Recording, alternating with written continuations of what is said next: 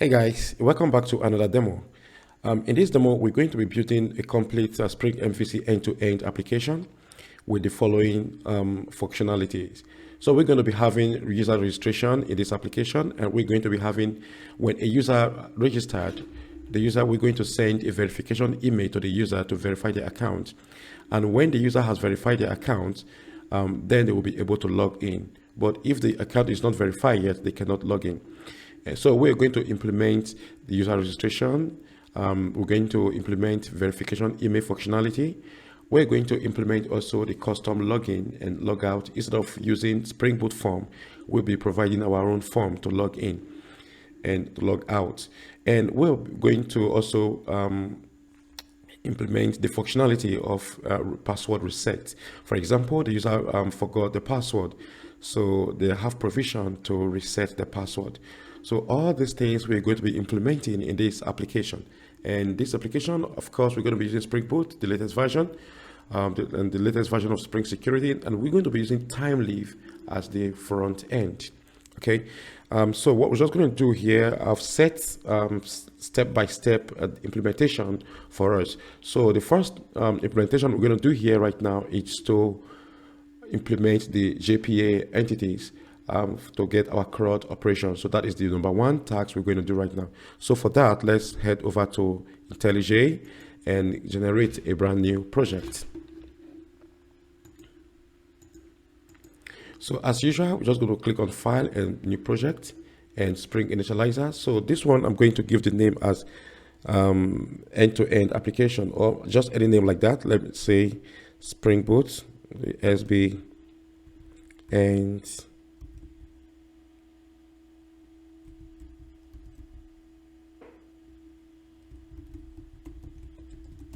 so Spring Boot End-to-End Application. So that is, I think this name is like okay. So now there's the folder. I'm going to place it on, and Java. So we're going to be using Maven here.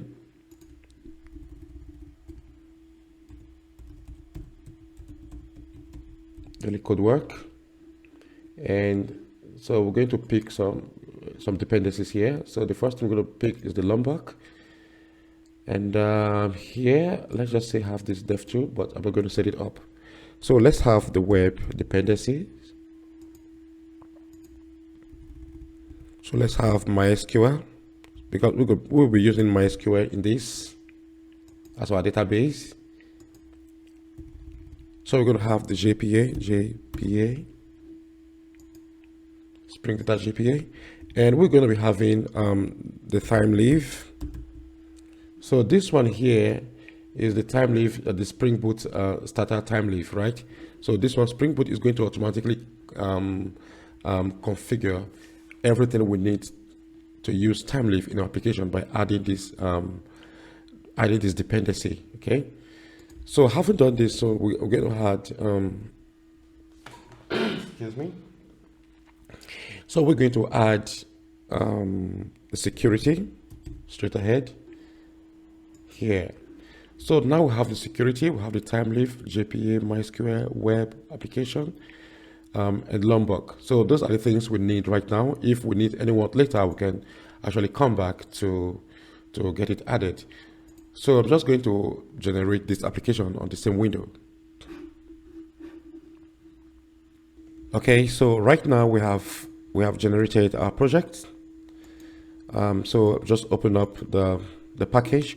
So the first thing we're going to do, as we see, our first task is to create the JPA entity. So for that, I'm going to create a new package here. And here I'm going to name this user. And I'm going to create another package called registration here.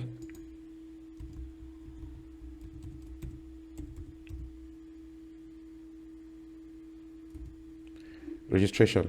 So now we're just going to create a class called user.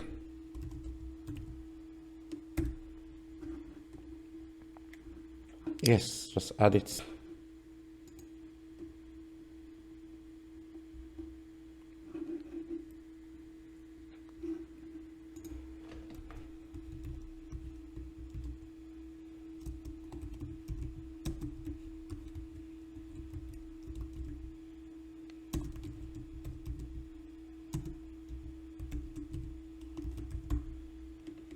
first name. So I'm just going to duplicate this a couple of times. And here we have last name.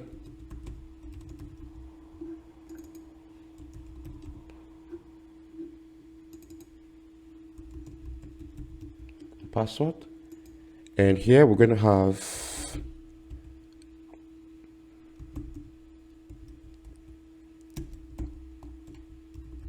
enabled. So because we'll be sending email to the user for verification, so this one is going to be enabled after the user has verified their email. So that is only where they can log in.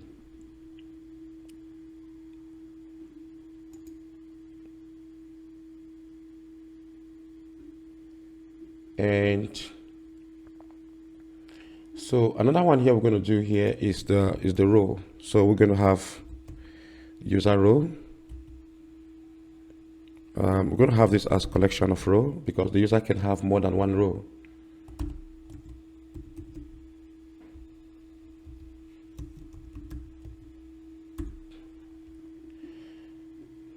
So now we're going to create this class.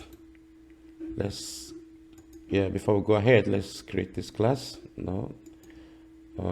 Create class row, and we're going to create it inside the user package as well. So this one is just going to have two attributes, right? The row ID and the row itself. So we'll just have private.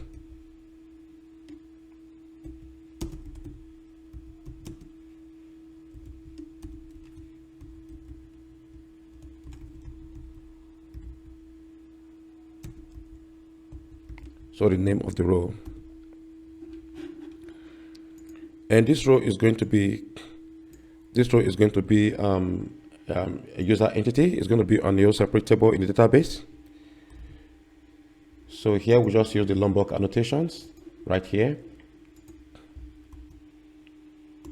And we're going to define the ID.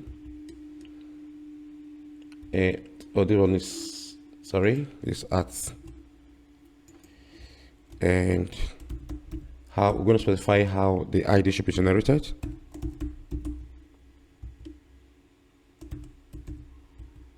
So this one is going to be identity.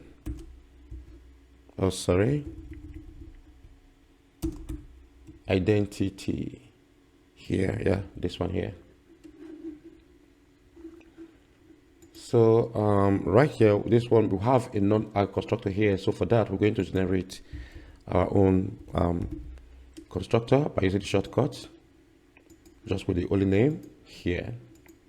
Okay, so this is all we need to do here. So I'm going to close this down. So going back here, we're going to put these annotations here because this is a JPA entity. And so this one here, like we said, a user is going to have this one enabled. Okay, B is supposed to be here. It's correct. So this one here, because the user is going to have a relationship with the row. We're going to tie the user with the row, right?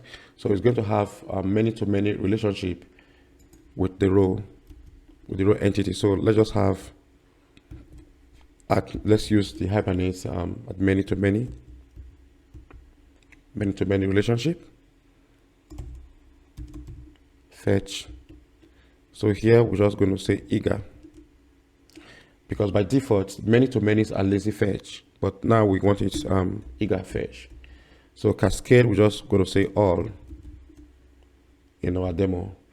But be careful when using all, because using all means anything that happened to the user, to the parent relationship is going to affect the shard. In this case, the row is the shard, right? So, but in our case, we don't need to worry about that because it just depends on the requirement. But what we're doing right now, our requirements allow this to happen, right? So here we're going to, since we are using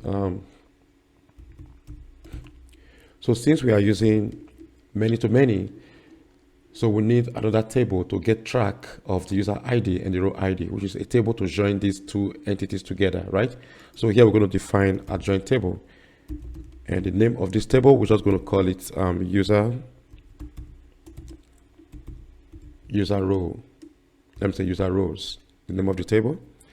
And we are going to specify the columns that will be join columns equals at join column.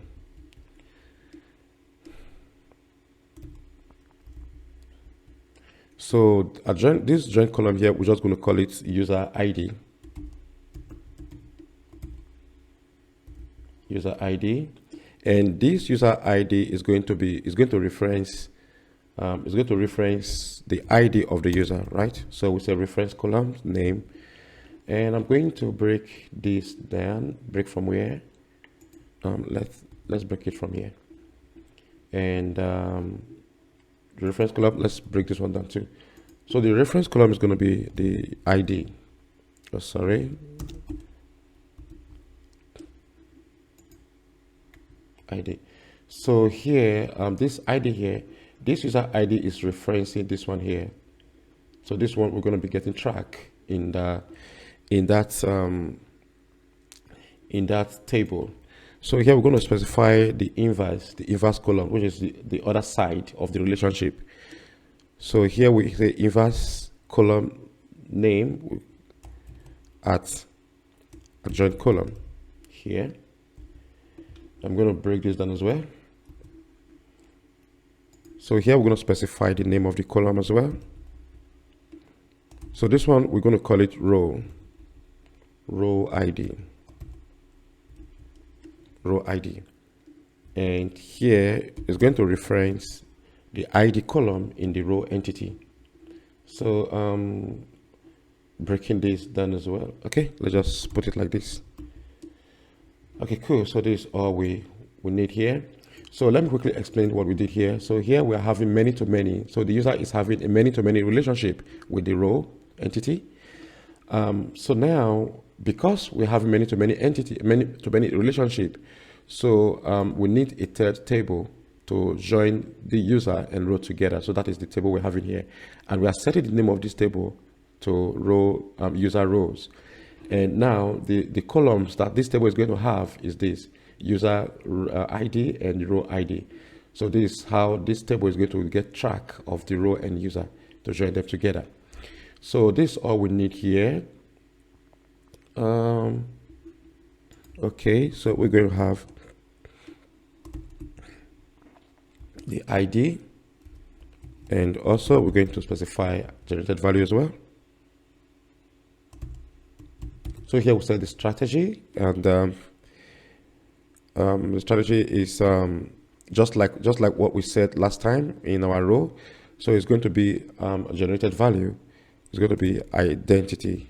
We're going to set it to identity as well. So we're just going to pick this, and also we want to make this email to unique.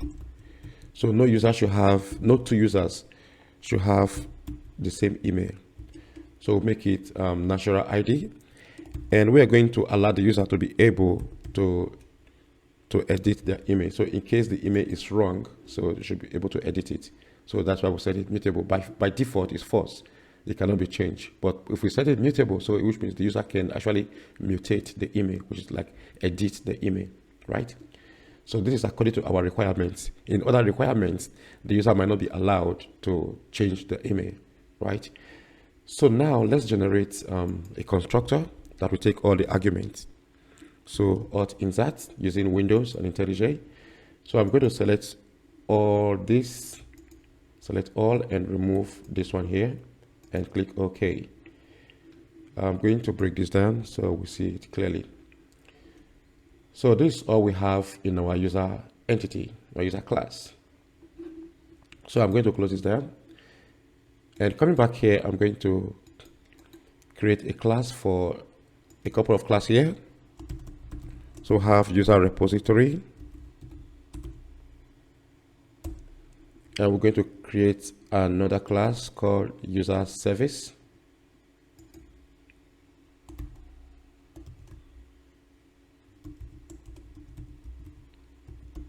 So this one is going to be interface. So we declare all the method we want, all the method signature we want, we're going to declare here for the user. And now we're going to create another class to implement this very interface we just created. So we're just going to call this one as user service. User service. User service. Correct, right? This is correct. Now, so what we're just going to do here is we're going to come here to create a couple of methods that we're going to be using here. So the first thing we're going to do here is to get all users here. So we're going to do this as a list.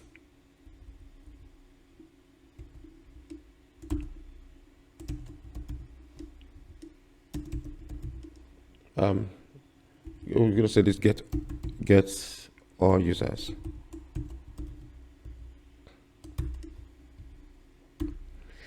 And the other one we're going to create is actually registering the user register, sorry.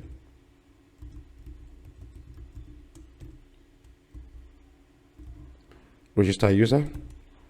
And we are going to we're going to be creating a new class for this one here. Registration request. That's like a DTO class, right? So we're going to call this registration request. This one is registration request. It's going to be a custom class request. Our custom DTO class. So we're going to create that one in a moment. And the other one, the last one we're going to create for now is a method to find the email, to find the user, right? So here we're going to say user find. This one's going to be optional. So we're going to be setting this as optional user. Oh, sorry. I'm going to say find. We're going to name this one as find by email, and we're going to pass in the user email here. So these are the method we need right now. So for that, I'm going to create, look at this here, this registration package. I'm going to create this class here. No, I'm just going to do this, create a class. So I'm going to change this package. I'm going to choose this package to create the class in. So here, I'm just going to click OK. And this class is just going to have the same attribute with the user except a few. So for that, I'm just going to come here to copy. I'm going to come here to copy all the user attributes that we need in that class. So basically, we're going to have the first name that is like a DTO class, right? That's what I'm going to do here. So for that, I'm going to just go back here and paste all the attributes we need from the user here. So here we're going to import the class, import class. Make sure this class is coming from our own project because we have a couple of others here. So let's have this here. And this one we're just going to annotate with the Lombok annotation at data from the Lombok. So this is all we need here. Now we're going to, the next we're going to do, so we are done with this. So I'm going to close this down. And also we are done with the user. So I'm going to, user service. So I'm going to close this down as well. And the repository. So let's finish with the repository. So this one is going to extend. So this one is going to extend the JPA repository, extend JPA repository. And this one is going to be the user. Make sure that the user is coming from our own because we have a lot of users coming from different library here. So we're going to make this our own user. And the ID of our user is type long, right? Okay, what is happening here? Okay, this one is supposed to be interface. It's interface. Yeah, so This is all we need here right now. So I'm going to close this down, and also I'm going to close this user down, close down the user. So now we have to implement this method we just created. We're going to implement the user service, so that we actually implement a couple of methods that we're going to be using right here in this service class. So for that, we're going to implement the user service we just created, this one here. And here we just hit alternate enter, a shortcut to implement all the method here. So we're going to select all and say OK here. And this one is a service class. So let's quickly get this as service class right here. Let's remove this. And now we're going to get a reference to our user repository. So we're just going to say private.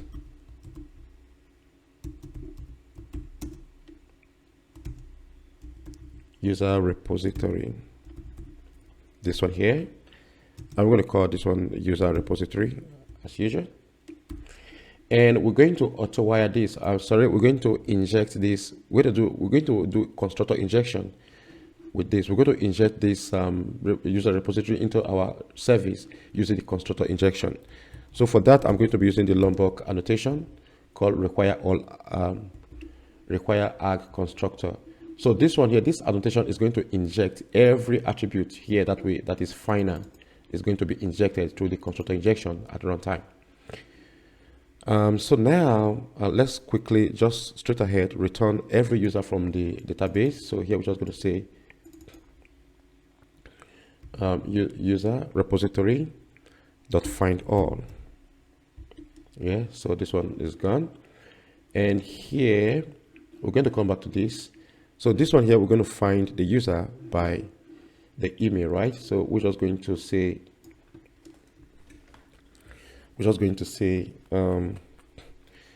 user repository dot find by email dot find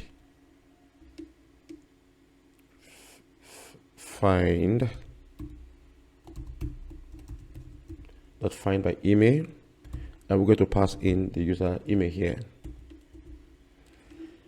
And this one here, we're just going to create this class in our repository here. Email. This email is wrong.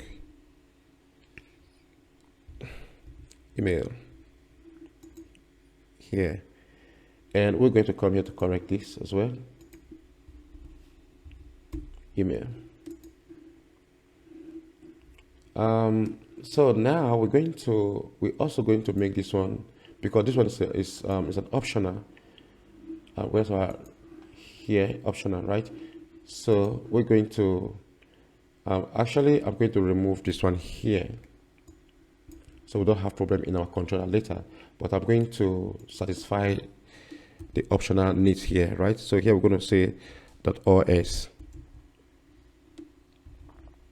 So I'm going to break this down.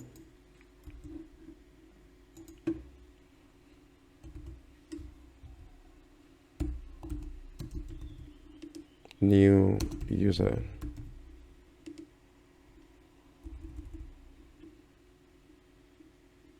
Username not found exception. We're just going to specify user not found. I'll put it here. Okay. So this is all we need here. Okay. What we're going to do. Okay, we're going to go back to the service, user service, and we're going to make this one a regular user, not optional, because we are getting it as optional right from the repository already. So I'm just going to make this one like this, because right here is optional already. So I don't want us to start catching optional problem in our controller. So that is why I'm just going to do this one as plain and get the optional from the repository. Okay. So now let's go back to our user. So let's go back to our actually registering the user, right? So for that, we're going to have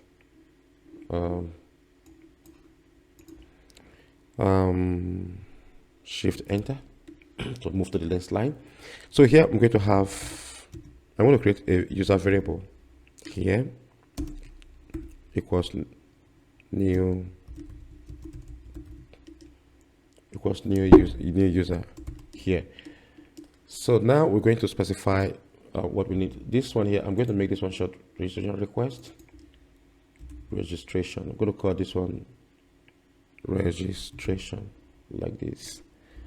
Maybe I'm going to remove this here, so it shouldn't be too long. So here we're going to have registration. We're just going to put first name. Yeah, first name here. I'll get first name. The next we're going to say last name. Come on, yeah, last name here. And the next one is going to be email. I'm going to break this down. Maybe from here, break this down from here. So the next one is going to be the password. And the last one is going to be the collection of users, right? Which is the because a user can have more than one row. So we're going to have a collection of row here, list of maybe array of row here, a list of row, so to speak. So here I'm just going to say I'm going to create new row here, and by default, when a user is created, is going to have any user that is created by default is going to be of type user row. It's going to be carrying the row of a user by default, except the admin changes it later. What happened here? No, this is not list of, because I'm going to be using it as many. List of is you cannot modify, right? It's unmodifiable. So this one here now. So now we're going to return the user. So the reason why we're returning this user separately, because when we are going to send the email verification later to the user, we're going to grab this user to actually send the email verification to. Okay, so I think these are the method we need here right now. So as time goes on, if we need any other thing, we're going to come back here to actually get it done. So now let's create the controller, the user controller, which is the last one we're going to be creating in the user package. So we'll say user controller here, right? And now, this controller is not it's not a REST controller anymore like we used to create, right? So this one is while we are creating web MVC, that we're going to actually create a front end to actually that we're going to be actually using, that we consume our API, right? So for that, instead of using the REST controller, we're going to use the normal controller, right? This one here. And also we're going to define the request mapping. We're going to call this as users here. And here we're also going to get a reference to our user service. We're going to call our user service here. So I'm just going to say private user service. And this one we're going to inject, right? So for that, we're going to make use of the same Lombok annotation we used last time, the required arg constructor. So we're going to use this one to inject the user service into our controller methods. So the only method we're going to create here right now is the method to get all users from the database. So from that, I'm just going to say public.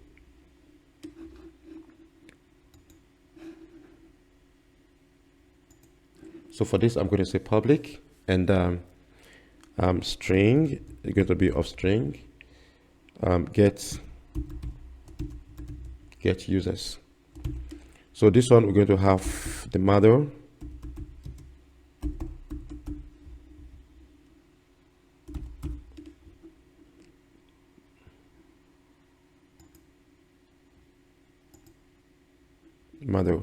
and now we're going to add the mother attributes.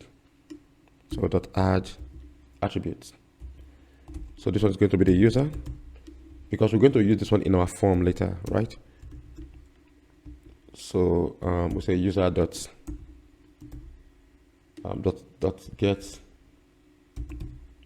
get all users here. So I'm going to move this one a little bit wider here, and then we're going to return the user. Not returning the user, we're going to return the form, that is the page that we want to display the users. So we're going to create that template later. So we're going to call that page users. So we're going to create this template later as time goes on. We create this template. So but now, before we forget, let's annotate this. What happened here?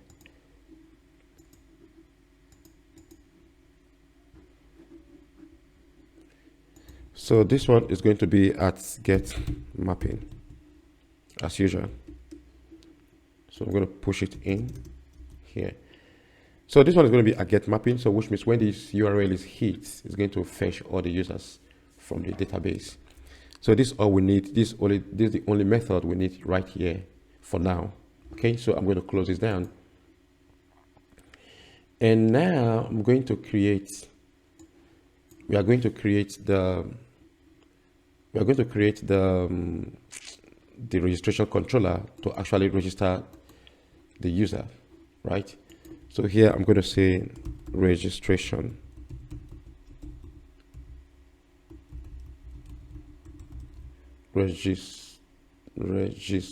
controller. This one is a class, and just like what we did last time with all the annotations. So we're just going to come here to the same thing. We're going to put all the annotation here, but this one here we're going to change to registration here. So actually the same way we need to grab our user here, just like we did last time, this one here. So we need this one to not this, our user controller. Where's the user controller? Here. So we also need a reference to this this one here. I'm just going to copy. Sorry, I'm lazy, right? So I'm going to pick, just post this here because we need this reference to actually save the registration, right? So having done this, we're just going to move on with the registration implementation.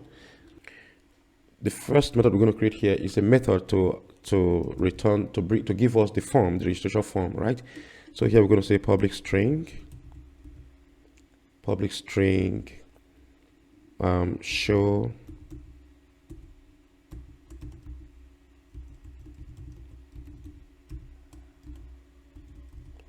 registration form, and here we're going to have the model as well. And so let's just do the import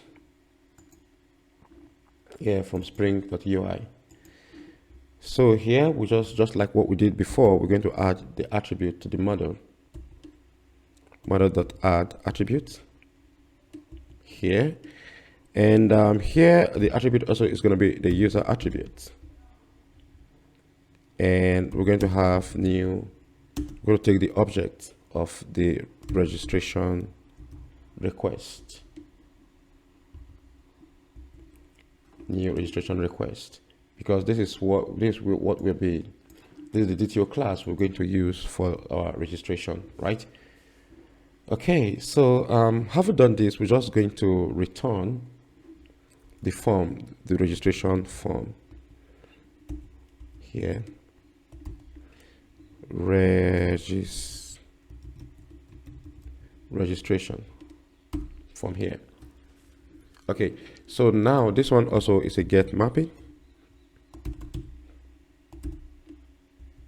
It's a get mapping, and we're going to specify the path. Okay, so we're going to say registration form here. Registration. So this one is underlined because we've not created any templates, but we're going to do that later. So this is the method to actually get the form, right? So the other one we're going to do here is the method to actually register the user. So for that, we're just going to come here and create a brand new another method. Yeah. So this one actually also is going to be of type string register.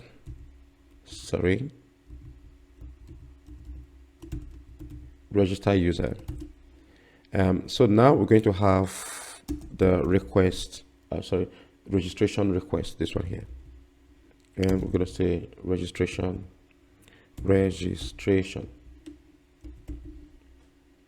And I'm going to shorten it like we do last time. Okay. Like this. Now this one is going to be, we're just going to call the user service to actually register the user, right? Because user service dot register user, and we're going to pass registration here. So this is all we need for now. But meanwhile, we're going to do this import. Okay. And meanwhile, we're going to have the mother attributes. This time around, we're going to put it inside here. So this is the attribute that we're going to be requesting from the form here. So now the mother attribute, that's the one we are adding. Yeah, it's going to be the user, right? So this is the user. And so if everything goes well, if everything went well, so we're going to redirect back to the registration form with some messages, right? So here we're just going to say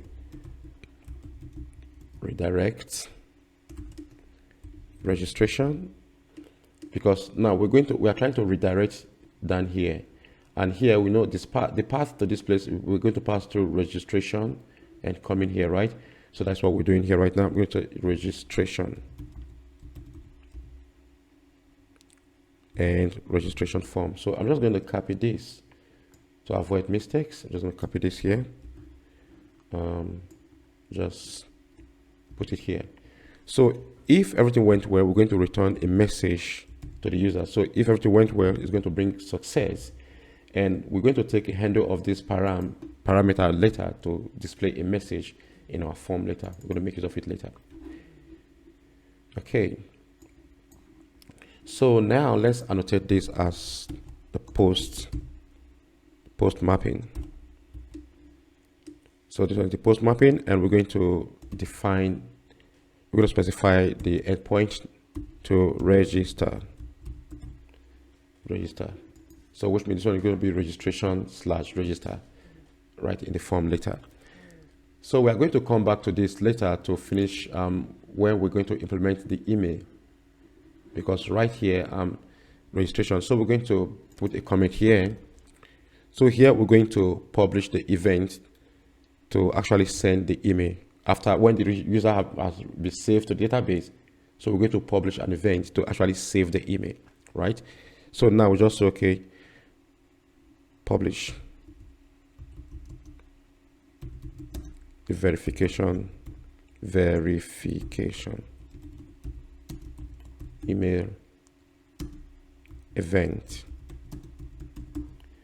So here we're going to publish. We're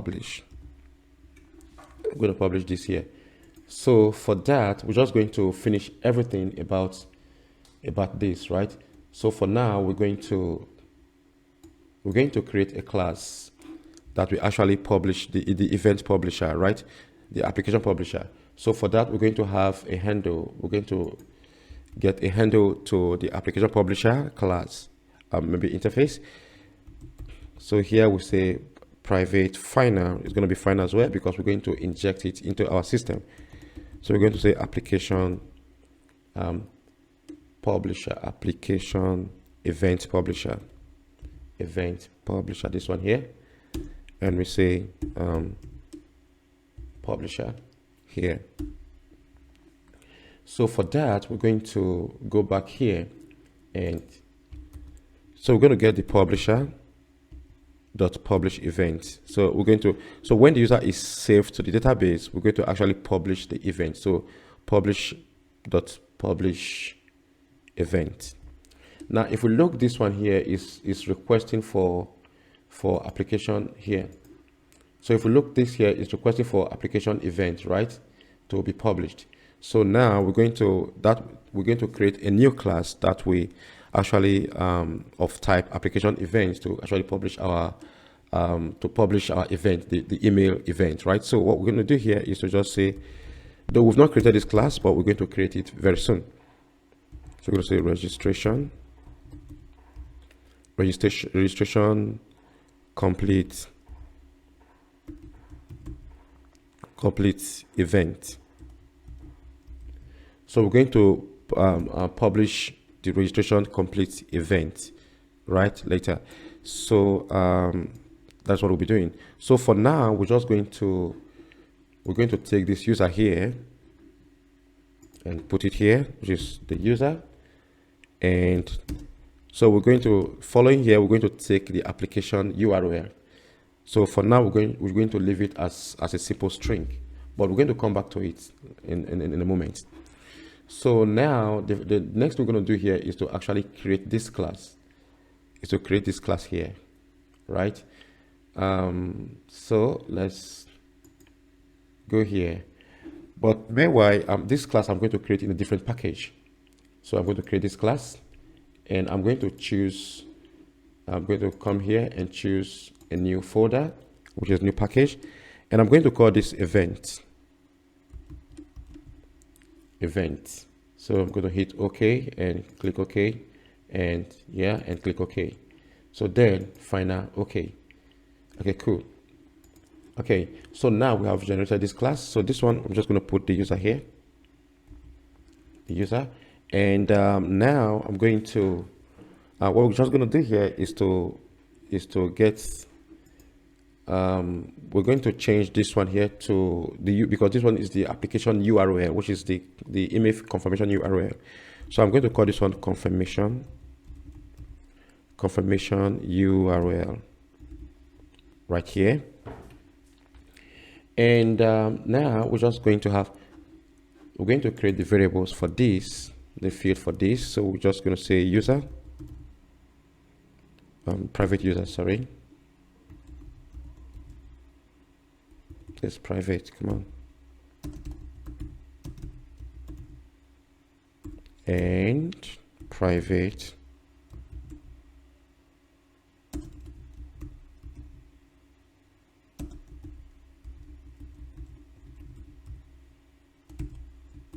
confirmation URL. So now we're just going to assign, let's initialize them here, like in our constructor. So this dot user, so this is user command, equals user, and this dot confirmation equals confirmation URL here. So now we're going to get the getter and setter of the Lombok here.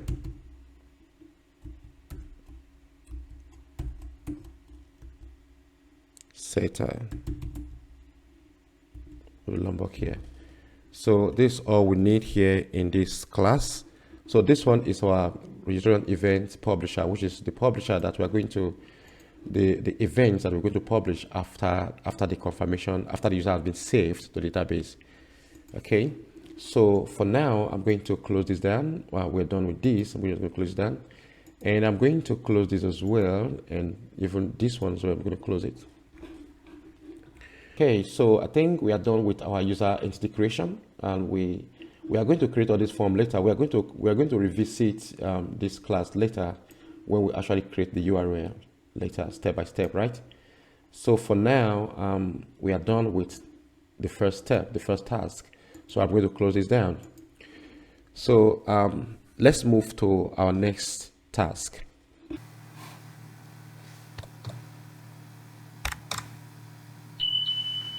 Okay guys, you're welcome back to the second part of our demo. The first part we did on this demo was to create the JPA entities and the basic CRUD operation that we might need. Now let's quickly swing over to the, let's move to the second task of this demo. So the second task says we should add a registration page so that the user can actually, so we can actually create a new user with the page, right?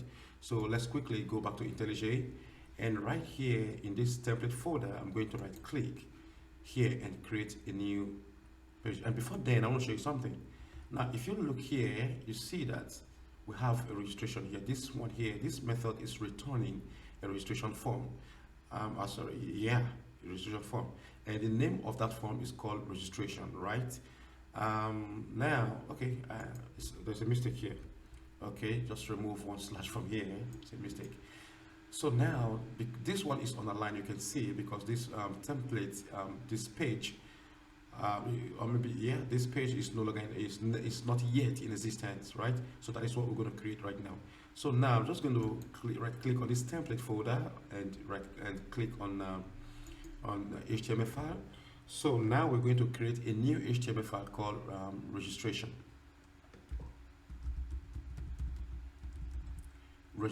So now we're just going to click on enter. Okay, so now we have created the page, and here we're going to change this name to user registration form.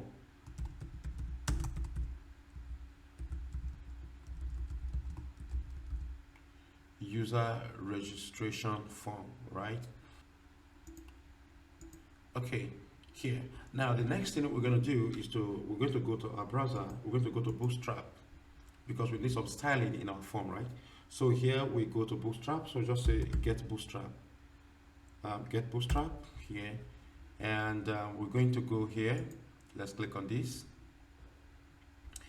and so we're going to grab the CND content, the CSS here. We're going to grab this CSS content on CDN, right? The CDN here. So now we're going to copy and go back to our project, and we're just going to paste it here in the head section. So I'm going to break this down. We break this down as well. Yeah, break it down. So this is Bootstrap, right? And now the next thing we're going to do here is to create. We're going to make use of the Bootstrap. So now we're going to start creating a form. So for them, we're going to have a div we're going to have a container div, right?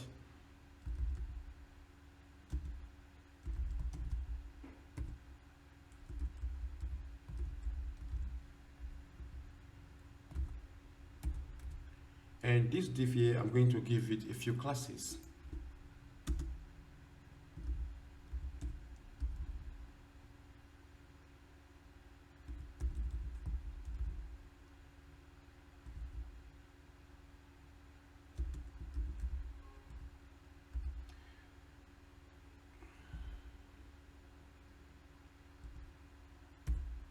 And we're going to give it a margin top as well to create some space from the top of the page, right?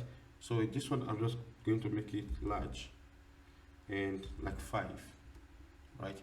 So now what we're just going to do, I'm going to go back to Bootstrap. Let's go back to our browser. So now let's go here. Actually not here, let's go here. Let's go to the dock, and I'm going to scroll down to, let's scroll down to form controls, this one here, form controls, and I'm going to select a form here that we're going to edit, right? Okay.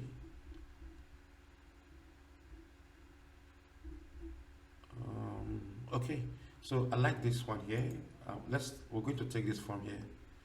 So let's grab this. Let's grab this source here. Just copy, and let's go back to our page. So I'm going to just paste this here. Just going to paste this here. Meanwhile, I made a mistake. Let's Ctrl Z. This one is going to be inside a form control, right? So it's going to be inside the form elements, so to speak. Form, sorry, this form, right? So this one is going to be inside the form, and so now I'm going to paste this in here. So what we're going to do here is to let's start to change this. So this one's going to be our first name. So I'm just going to copy this and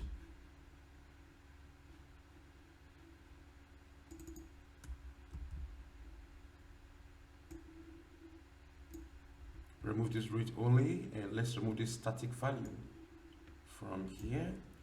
And now I'm going to set a class for it. So we're going to set a class for this. So the class is going to be form control, form control, and so okay, text, first name will be ID. So now we're going to make this one 6. So the 10 will be too long, and change this one as well. First name. I think this is all we want right now. So now what we're just going to do here is to bind. We're going to bind this form, this text field to our first name attributes in our project. Sorry. So let's go to our user here. This is our user. So we're going to start binding the controls to our attributes here. So I'm going to copy this one here to avoid some mistakes, some typo error. So make sure the name here is exactly the same name that we have there. So now I'm going to name this this one here as our first name. Now we're going to bind, let me break this down. So now we're going to bind this control to, we're going to bind this text field to our user first name. So here we have the Thymeleaf directive here, and we're going to use the field, and so just like this. So now make sure this name here is exactly the same name that we define here, or the attribute are the same spelling that we define here. So now we have bind this text field to the first name, to our user's first name, right? So what we're just going to do here is to let's make use of the HTML5 default validation. So a user so this field must not be empty. Something must be entered, right? And let me set the autofocus. Autofocus. Okay, so that's all we need here right now. So what I'm just going to do here is I'm just going to copy this here. Let's copy this and copy this and paste a couple of times. I'm going to, so in this case, let's remove this and make use of the one we have fixed already. So this one is going to go for last name.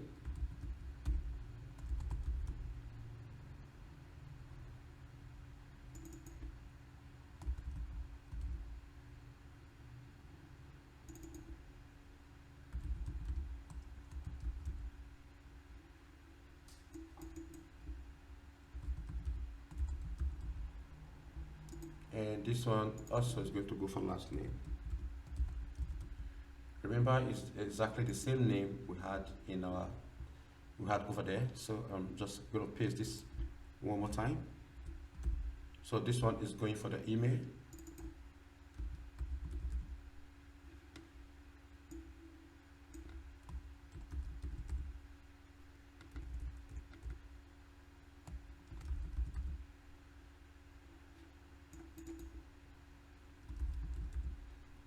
And this one too.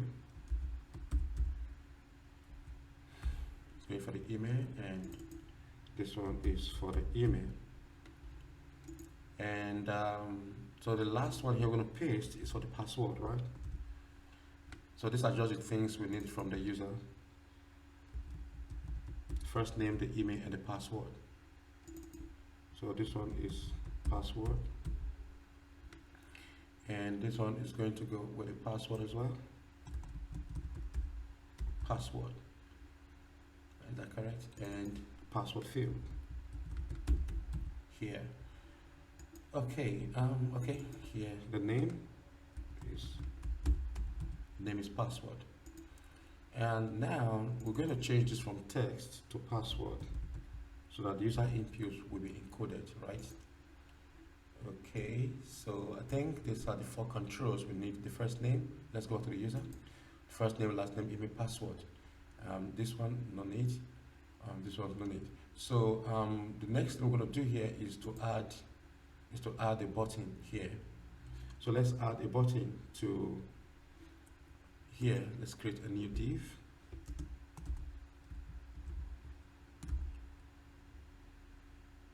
Sorry, what happened? Yeah, let's add a new div here, and this div here we're going to add the button control, the button element. Okay, and this one here we're going to set as the type as the button. The type is submit, right? Submit, and the class btn. We're going to set the color as success, right? btn success. And now we're just going to write here register. And then after this, now we're going to go here. So we're going to alert the user. So if the user has registered before, we're just we're going to direct that user to log in. We're going to give that user a link to log in, right? So let's just put span here.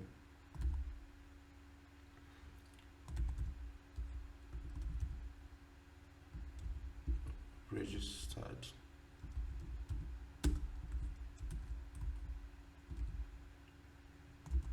Registered already. href.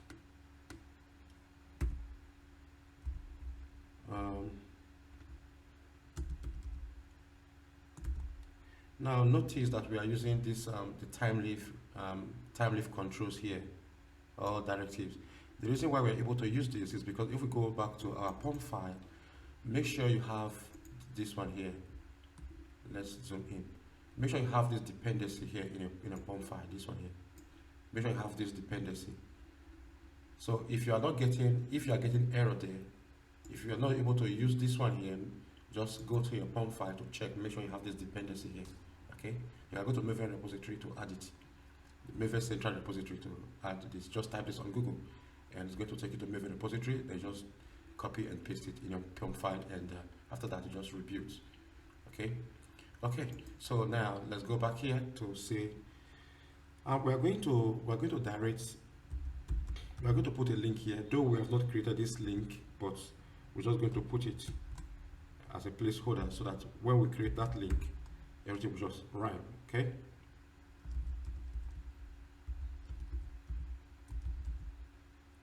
Authenticate, login, and this one is going to bring the login form. So we're going to create this. We've not created this endpoint, but we're going to create it later in later task. So we're just doing all this based on the task we had at hand right now. Okay. So now let's just write here. Log in here.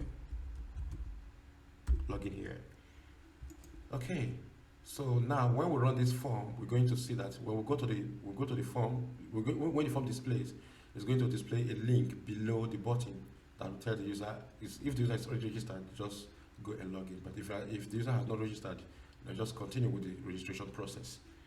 Okay, so now last time, if you remember last time, there is a success parameter we define somewhere. We have a success parameter in our controller, right? So this controller here, let's go back to our registration controller. Now remember this this success parameter we defined last time. So now we're going to make use of this success here. So if this parameter, so let's go here.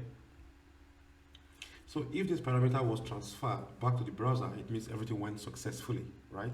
So in that case, we're going to display something for the user to see, a message.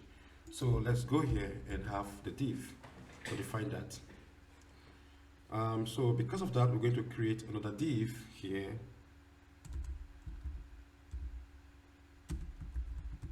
With a class row. I wonder why I'm not having IntelliSense from this bootstrap. I'm not having good IntelliSense. This is not the kind of IntelliSense I expected to have. Okay, I will check that later. Let's just complete our task first. So now, in here we're going to define another div inside this div to check the condition here. So this div here, we're going to just get to Thymeleaf if. So if here we're going to check for the param that will be returned by the controller. So if the controller returns a parameter called success, if the controller returns a parameter called success, then we're going to show a message to the user.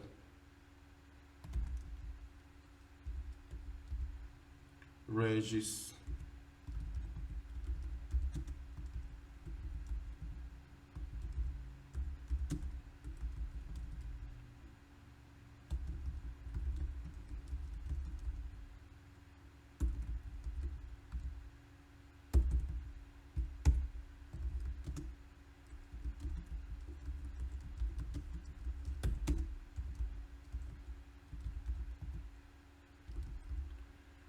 Okay, so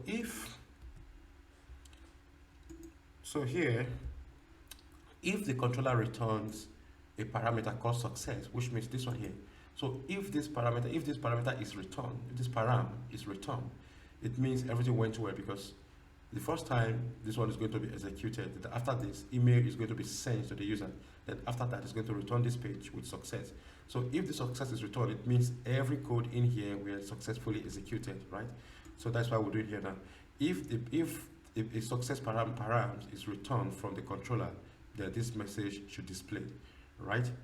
Okay, so here, before we round up this task, we're going to set title to our form.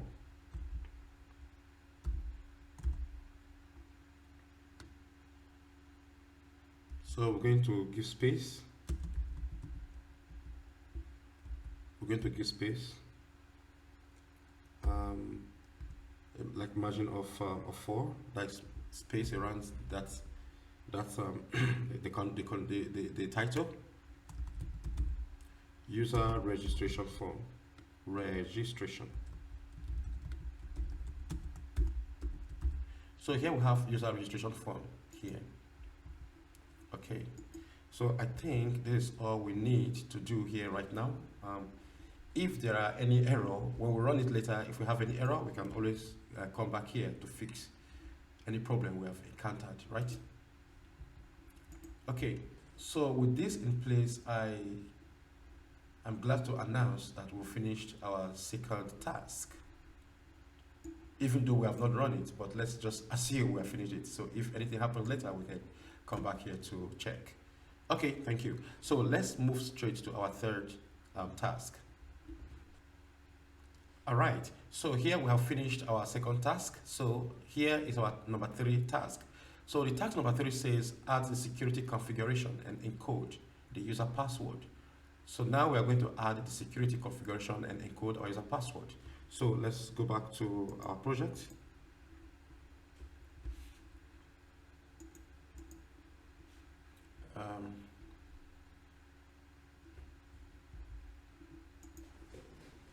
Okay, so here I'm going to close this down.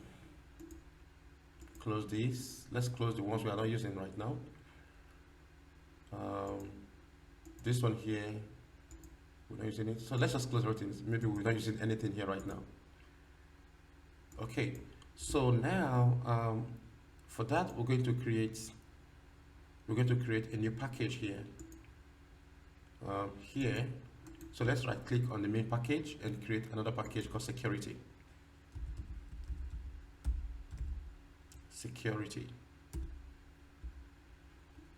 So now let's right click on this and get a new class.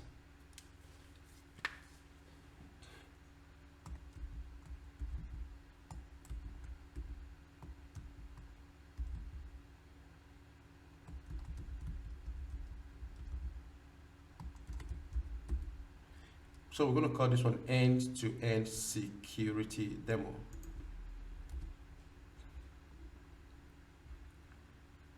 Okay, so now we're going to annotate this class with a few annotations to tell Spring that we have some, this is a configuration class which contains some beans, right?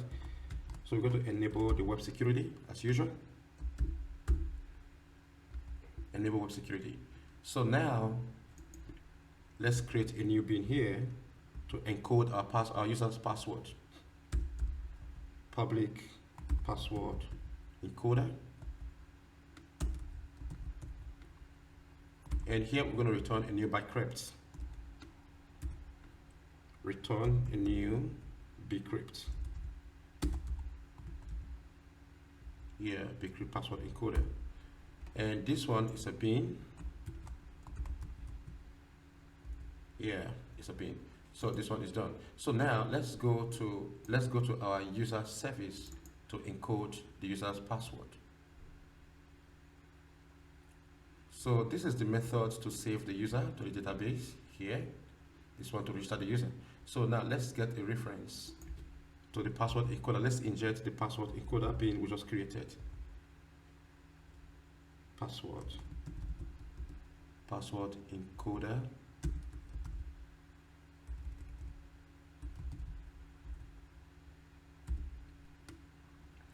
And so let's go here. What is it? What is the password? Okay, here. So let's go here to say password encoder dot encode. So we're going to encode this one here. I'm going to break this down. Let's break it down and complete this. So now we have encoded the user password. So if we registered any user right now, we're going to say that the password is going to be encrypted in our database, right? What happened? Okay, it should be fine now. Now the reason why is to be final because we are injecting with the Lombok annotation through constructor injection, right? And this annotation here we inject every field here that is final. Every final not static field will be injected with this annotation, right? Okay, so this one is done. So let's go back to our security page configuration. So right here, we're going to create another bean. Where is, okay, here, sorry. So right here, we're going to create another bean, public. And this bean is going to call security, filter chain, security filter chain. And this one is going to take the object of HTTP security. Yeah, HTTP. And so we're going to continue with our configuration.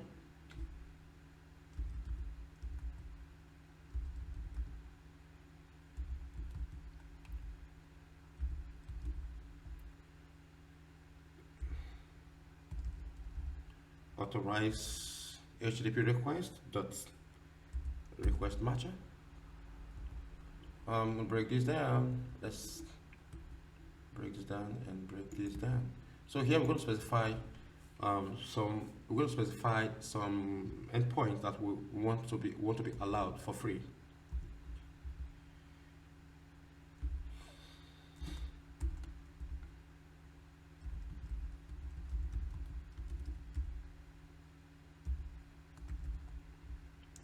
So for now, these are the two methods. Sorry, are the two endpoints we want to allow for free. So let's go here, the user controller. This one here is not going to be allowed for free. We're going to lock this down. But this one here, so this one here is going to be allowed for free. No need to do this. No need to authenticate any user that's coming here. And moreover, the home page as well. We're going to create a home page later. So This one is the default, which is our home page for free, right? No authentication. So let's continue. So we're going to permit all. Permit all. Any request. Any request. And I'm going to break this down as well. So it should be going out of the screen. Any request. Authenticated. And now, because we'll be using our own custom login page, so we're going to specify the login form here, because we are not going to use the Spring default login page. We're going to create our own login page. Okay, so for that we're going to set our own form here. Login page.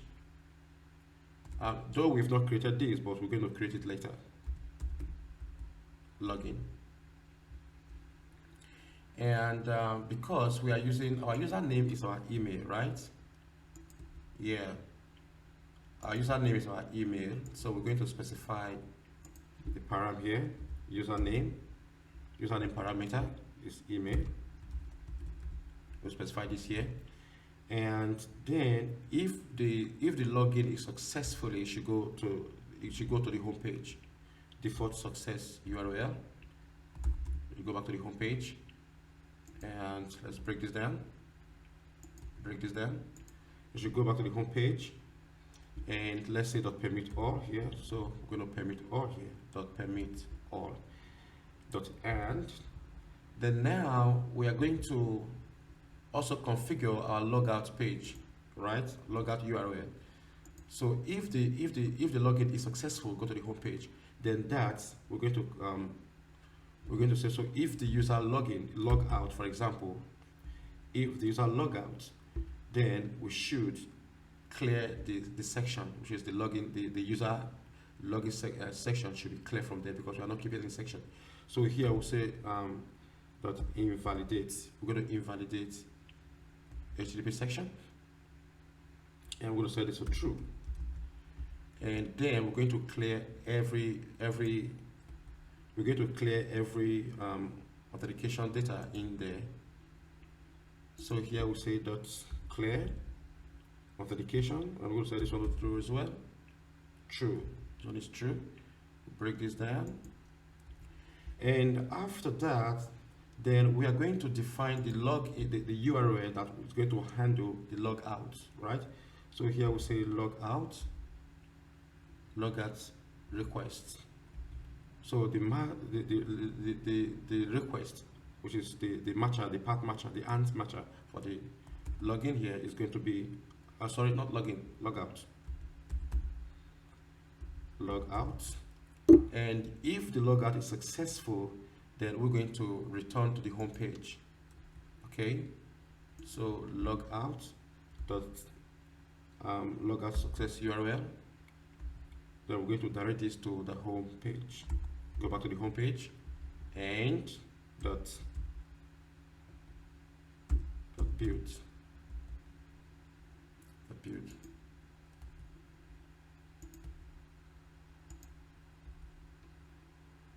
So let's have this. So this is all we need here right now for our configuration. So let's throw this exception. Okay. So, and this one here, of course, is a bin. Let's give this the bin annotation. I'm just going to push it in here. Let's push it in. All right. What happened here? Okay, sorry. This one is, we're going to have this.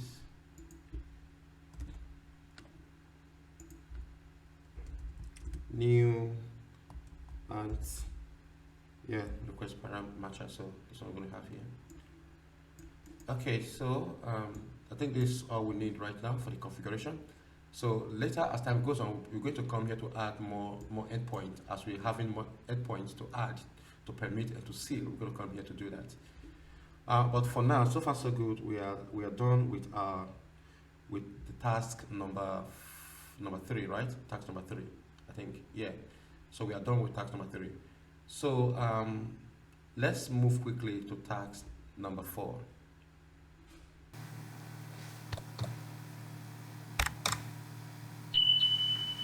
Right, so we have done with task number 3, which says we should add security configuration and encode user password, and that's what we've done already. So let's move to task number 4. Add the home, add the page to display all users in the database. Right. So now let's add the page to display all users from the database. So for now, I'm going to close this down, and going to close this down as well. Close this down, and I think for now I'm going to close this down. Okay, so now if we go to our user controller, the user controller, we see that there's a method here to get all users from the database, right? And that method is returning this page here, this view. But now we have not created this view. This view is not existing. That is why it's been underlined, right? So now let's go here to our controller package and right click to create a new HTML file called users. And this is users, and we're going to change the title here to users. Oh my gosh, users. And now, just like we did last time, we're going to open up.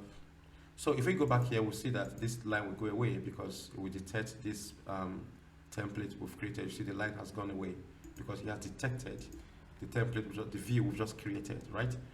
Okay, cool. So now I'm going to close this down. So let's deal with our user. So for that, we're going to, just like we did last time, we're going to go to, we're going to copy our registration form. So because there are some things we will need there in our registration form, right? So now we copy our registration, some of the things from our registration form here. So let's go back here and grab this one here. So let's grab this CSS link. Though we're not, sorry, I made a mistake. Okay, cool. So we're not supposed to copy this to end every page. So in the standard application, it's a Word application. We're supposed to all these static files, supposed to put them here inside the static. We're supposed to create a folder here, maybe called CSS. We create another folder, JavaScript, another folder, images. So every static file is supposed to be here. Then from here, we reference them to every page we need them. We don't need to copy them to different pages. But for this demo, we're just going to copy and paste, right?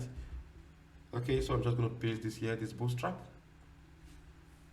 And the same thing like we did last time to our registration here, we're going to copy some of this styling. I'm just going to go to the body and paste it here. About this one here, we're going to have the closing tag. What happened? Oh, yeah, the closing tag. Come on. Yeah, here. So just break it down. Now inside this tag, we're going to create a table here. A table to display our users, right? And this table, I'm going to set some class to this table. So here, class. So we're going to say table. So table class. I'm sorry. Of course, it's a table. Yeah. Table. I don't know why I'm not having IntelliSense from this bootstrap. So we're going to say table. I'm going to set some styling. These are not the IntelliSense I want. Okay, this I think this one is called border last time, right? Bordered. Should be bordered. I think after this we'll have to test run our application to see if what we're doing is right before we go far. Bordered. And I think we have something bordered, and we have another one called table. I think hover. I just want to try this. Okay, let's try this. If it doesn't work, we can always modify it later. I don't know why my IntelliSense is not coming up. Okay,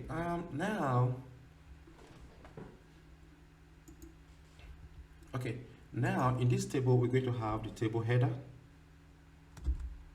So we have the T head. Close this. And inside the table head, we're going to have the table row. So here is the T row. And inside the T row, we're going to have the header, table header, right? So we have th header here, and this one here, we're just going to set the scope to column, column, and then I'm going to duplicate this one a couple of times. The first name, last name, email, maybe some of the things there, and now we're going to have first name, and here we're going to have last name, and here we're going to have the email, and here we're going to have edit,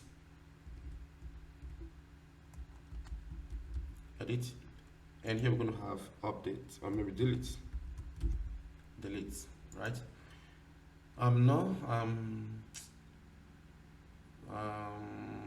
Let's do something here. I'm going to remove one of these. Rather, I'm going to span this to 2 columns. So I'm going to have column span, right? So I'm going to span this column to cover 2 space. So now I'm going to change this to actions, right? Okay, cool.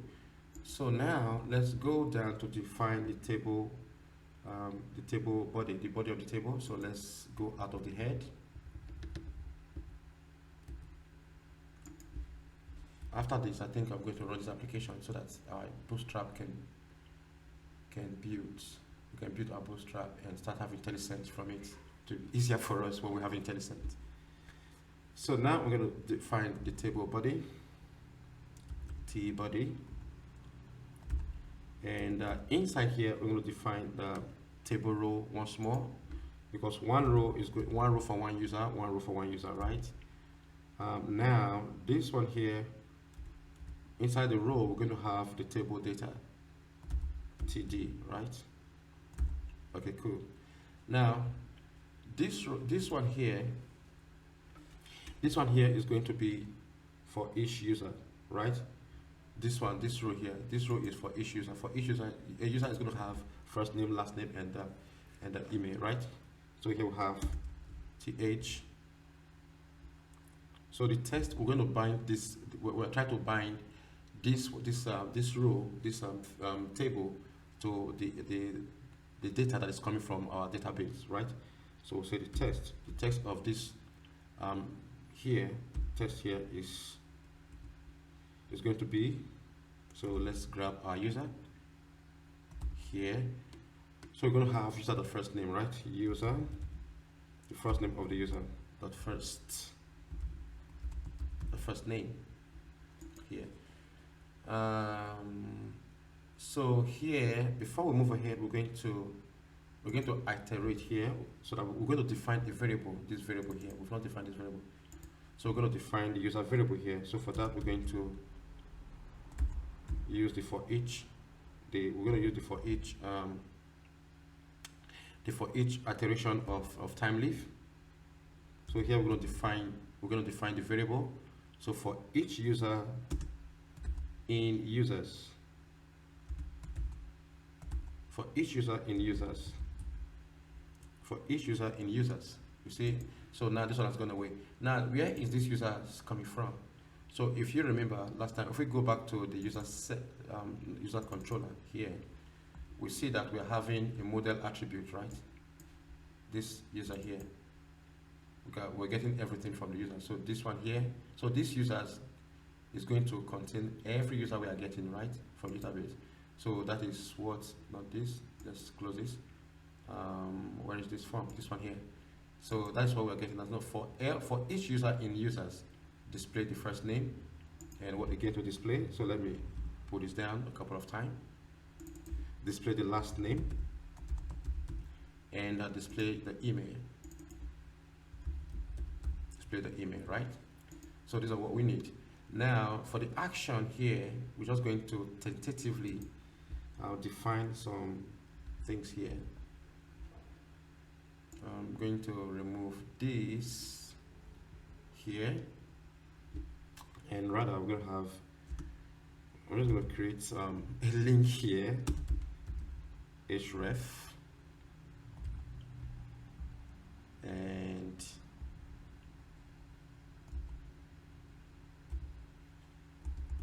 so here we're going to say edit, right?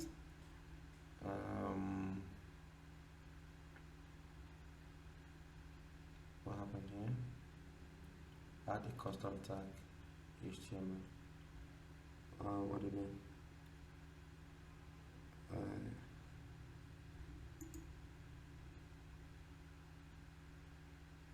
Okay. Anyways, it's not a problem for now. So this one here, we'll remove this and duplicate this. What actually is going on here?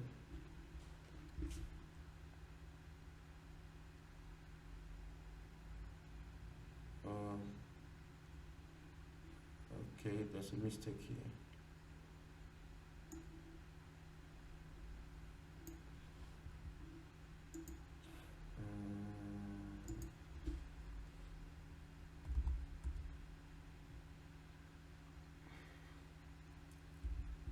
CD and no.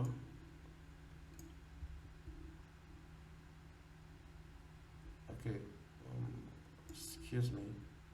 Let me remove this and let me do it again. TD. So let's close this now. Okay, I see my fault. I declared that inside the TD. So here I'm just going to define this outside. A href. Yeah. This one is going to be self, right? And now I'm going to close this here. So this one is the A, right here, right?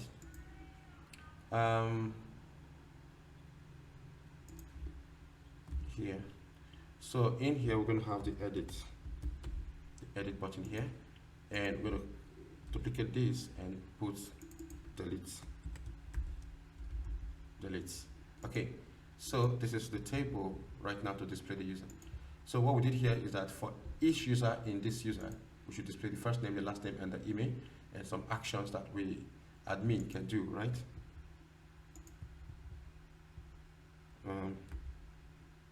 Okay, so now the next thing we're going to do right now is to, what we're just going to do here is to check, what about if the table is empty? So in that case, what do we do? So for that, we're going to check. The first thing we're going to do here is to switch the user. When we get that user from the database, we're going to switch the user to see if the user if that variable contains users or it's empty, right? So for that, we're going to this here. So we're going to switch this. So the th switch case, switch. Is this spelling of switch? Switch. T is supposed to be here, right? Cool. T. So here we're going to have every user. Switch users. Yeah, switch users. Now let's try to define some cases here. Now, in case the database is empty, there are no users there.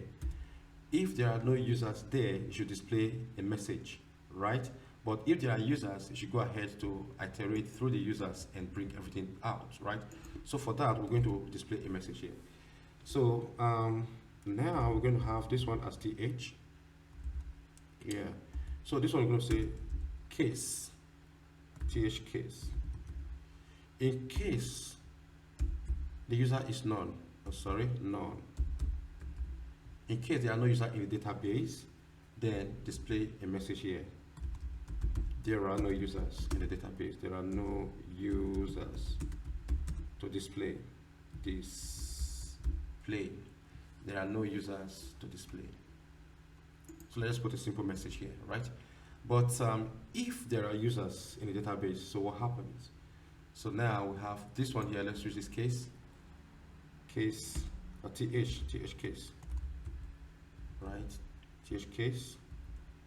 So in case there are all users, so let's iterate through the users. So what we're going to do right now is to copy. We're going to move our table inside here. So we're going to move our table inside here. So for that, we're just going to copy the table, cut it, not copy. Just cut it, cut, and let's put it here. Beautiful. Okay, cool. So now the first thing we're doing here is to check the users. So if the user is empty, so this is the variable. So we are switch user. So case user is empty, case none displays message. Then case not if there are users, then let's get all the users from the database and display them in here on the table. So, excuse me. And before we round up this, we're going to set up a header for our table here. So this one's going to be here. Going to be here. So this one's going to be H2 as well. H2 header. H2 header. So this one's going to be users, or let's say all users. All users. Okay, so I think this is all we need right here, right now for users. Now, if we're going to create a link to navigate back to the user form, to the user registration form, right? So let's have a link here. So actually, now this link here, we're going to put it inside the switch. Yeah, it's going to be inside the switch here. So now let's create a link here to actually navigate back to enable us to navigate back to the user registration form, right? So here I'm going to just have a paragraph, and inside here I'm going to have a link, href. This one here, I'm just going to do this, and now we're going to use the let me close this first to avoid problems later. Okay, cool. So now we're going to come here to use the Thymeleaf directive. Sorry. Now we're going to href. But this link we're going to create right now is not so it's going to link back to the user registration form, right? So let's go here, and remember that registration form here, the URL is in here. Where is it?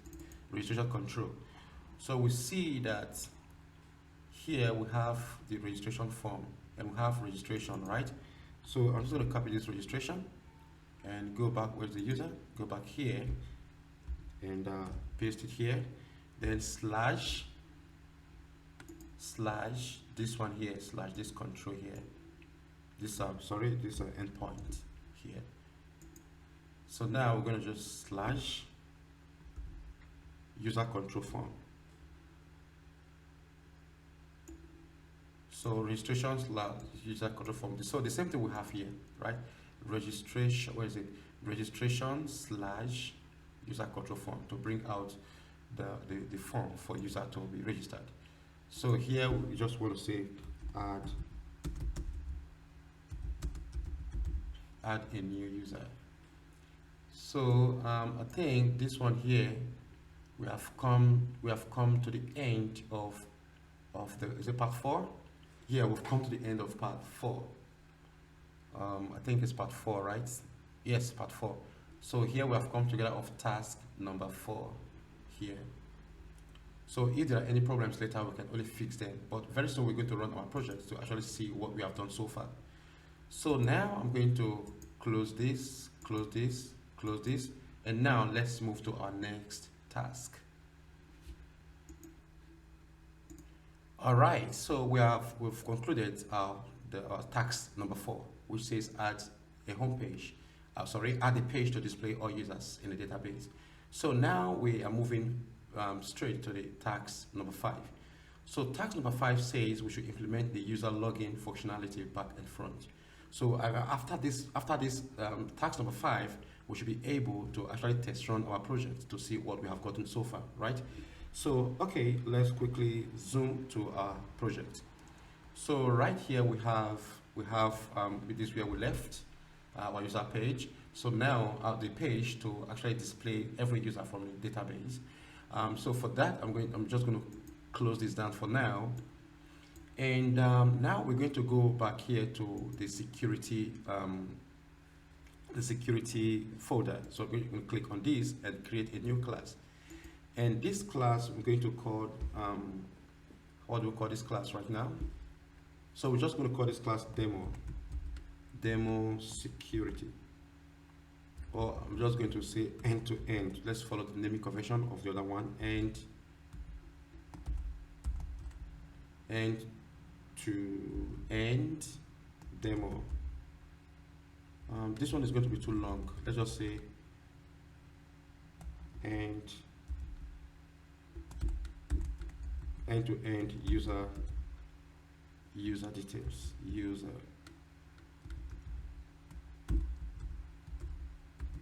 details. So we're going to call this one end to end user details. So what we're trying to do right now is actually we're trying to create a functionality to actually get user from our database, so that we can actually start creating users and actually log in users, right? So that's what we're going to do right now. So now what we're just going to do here is we are going to extend this user. This our custom user is going to implement the Spring security user details. So let's say implement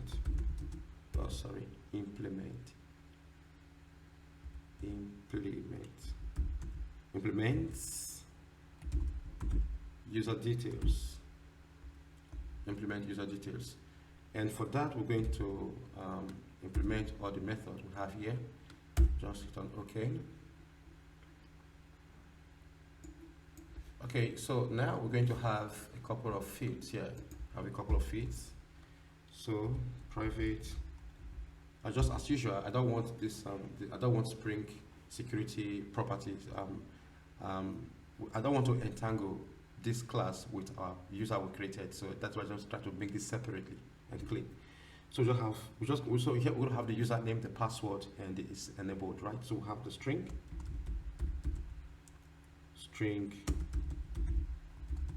username.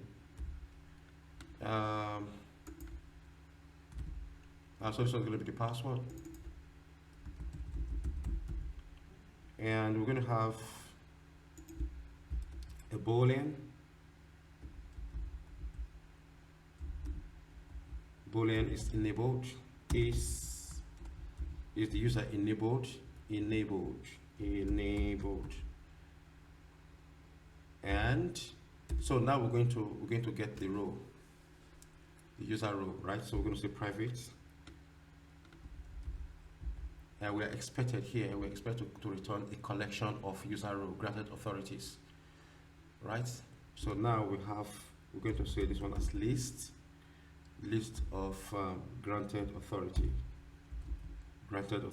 So we're going to call this authorities.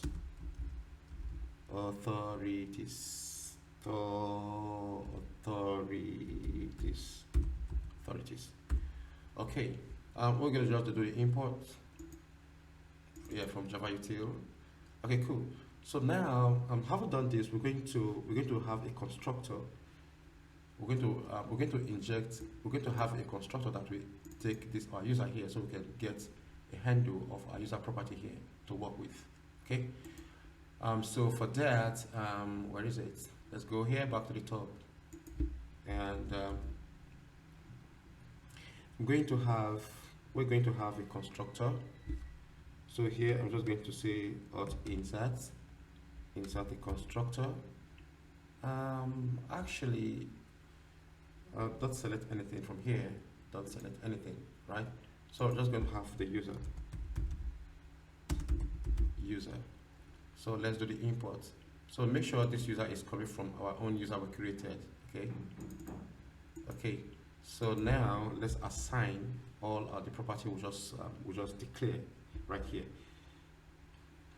So we know that our username is email, right? So we're just going to say this dot username, this dot username, this dot username equals user dot get email, because our username is email, so here we're getting it as email. And this dot password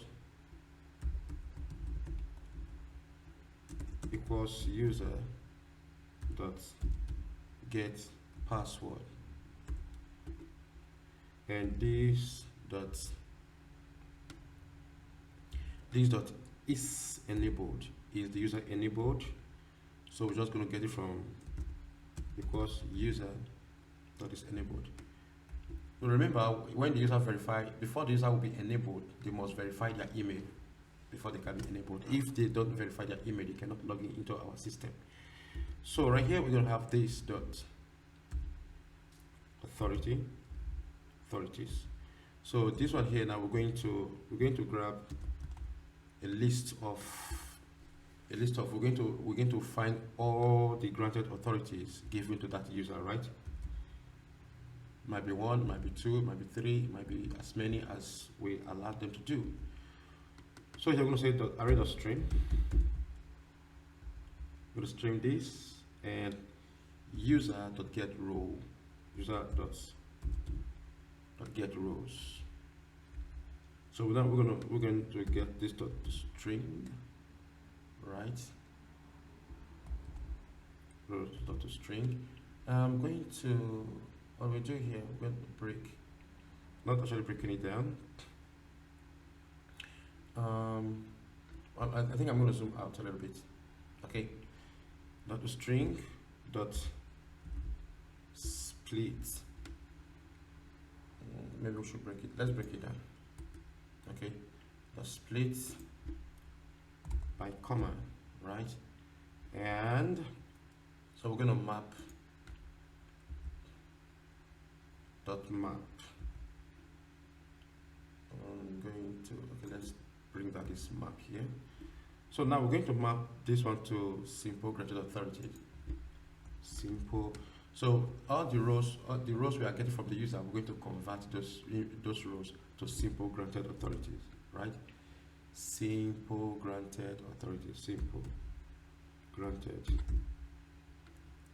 authority here. So what we're doing here right now, because we know we have this one here, right? We have a row, a standalone row.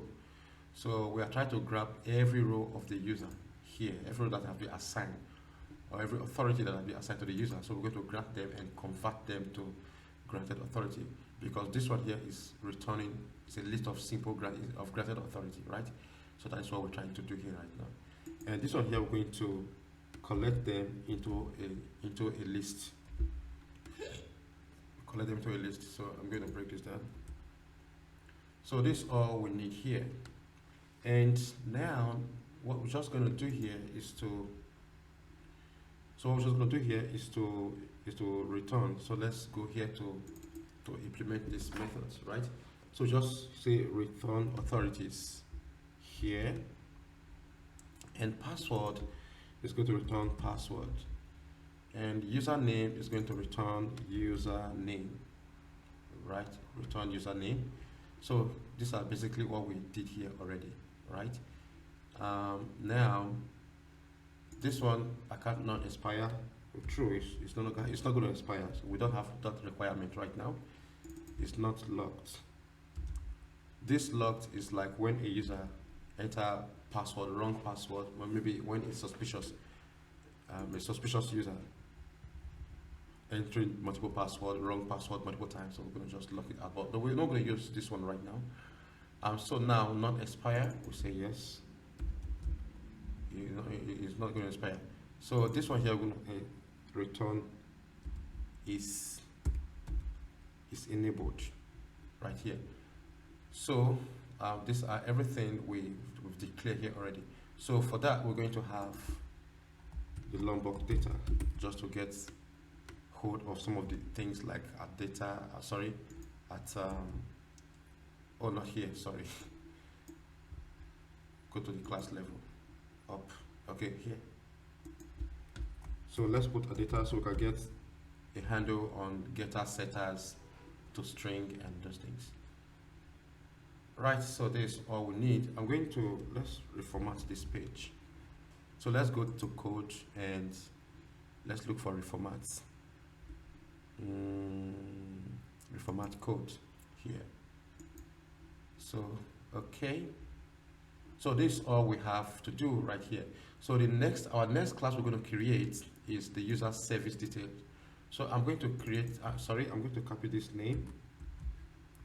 So let's go back to our security and create the user service, the user detail service that will actually enable us to load user from the database.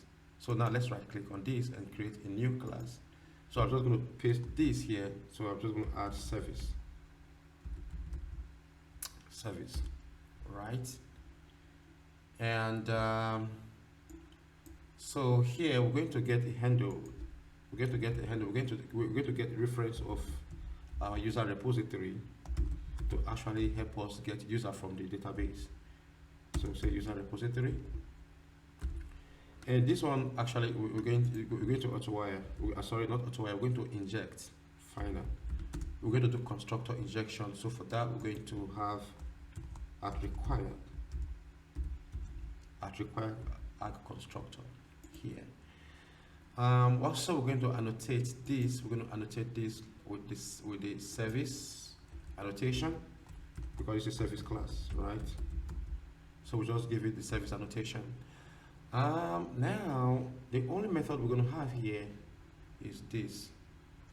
So let's implement the Spring Security user details, right? Implement user details service, user details service, and for then just alt insert to alt enter to implement methods.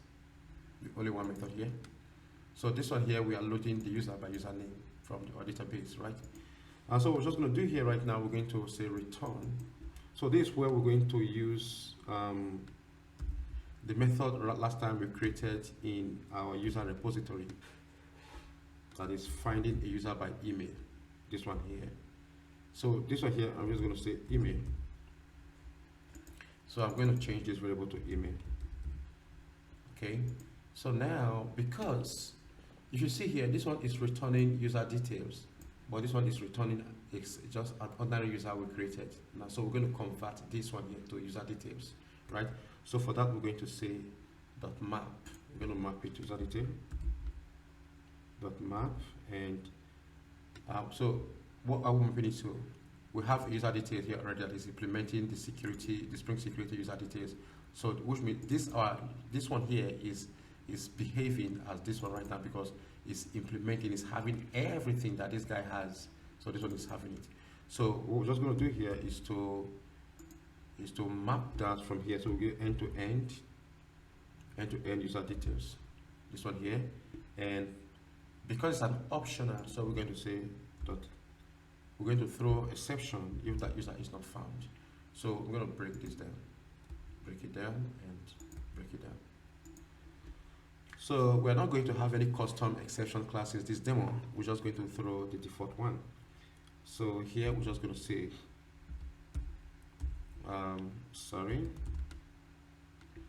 new username not found. Username not found exception. So we're just going to say user not found.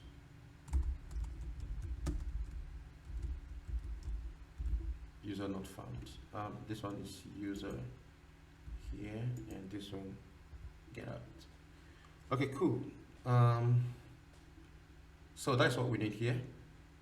I think this is all we have to do for now. Okay, cool. I'm happy to announce to you that we have just finished. We've just completed our task number 5.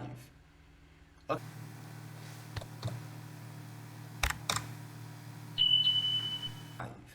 So before we go ahead, before we move on to task number 6, I want us to actually, I want us to test run our project because we have done so many things, but we have not test run our project. So I want us to test run our project and see what we've gotten so far. So we're going to put some configuration to our file, but I'm going to change this one to YAML file, right? where is it here? This one here. So change to YAML and just paste some configuration here. So you can just pause the video and actually look at this. But this one here, this one is what we're going to use to send email later. So you can generate your app password for your email to actually get this. You can actually remove it. After this demo, I remove it. So there's nothing to be scared about there. So just pause the video and trying to get your stuff configured. But this one here, I'm going to remove this data. This one here, this one is going to be end. This is our name database. Our database, the name of our database, end-to-end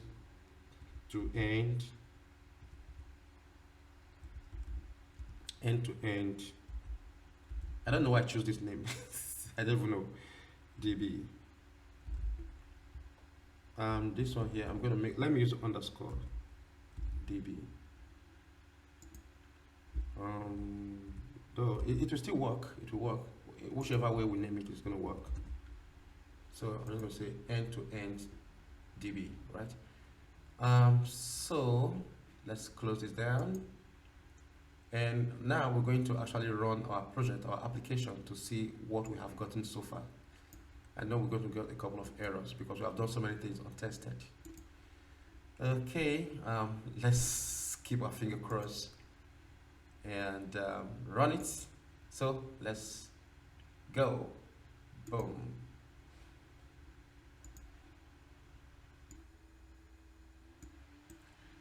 All right, so here our application has started. Hopefully started successfully, but there's a couple of things that I fixed backstage that I just want to mention. So I forgot to mention this. Make sure that this database here is existing in your workbench. Okay, make sure you create that database that is existing, or else you get an error. That is the error. It's a common error. It's something to just forget. So if the database doesn't exist, it's going to throw the error.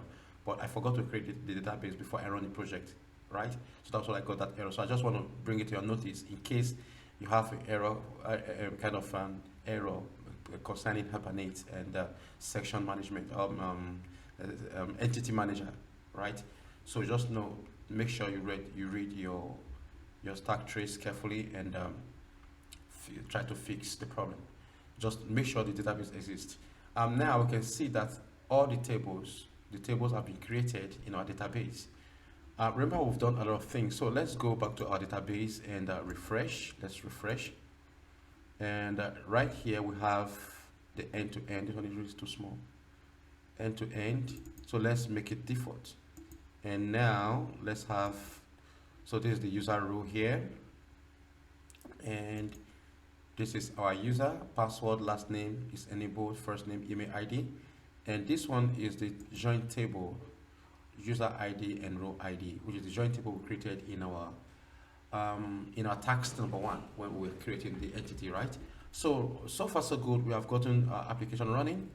What I'm just going to do right now, let's go to the browser and see if we can actually access our home page.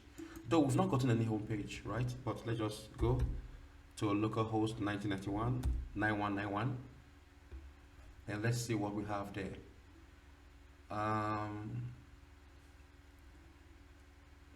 Localhost redirecting to login page. What's happened? Okay, we've not created the login page yet, but meanwhile let's try to go to registration, because we've not created a login page. So let's go to registration and registration form. Let's see if we can get our form. It's still there's a problem here.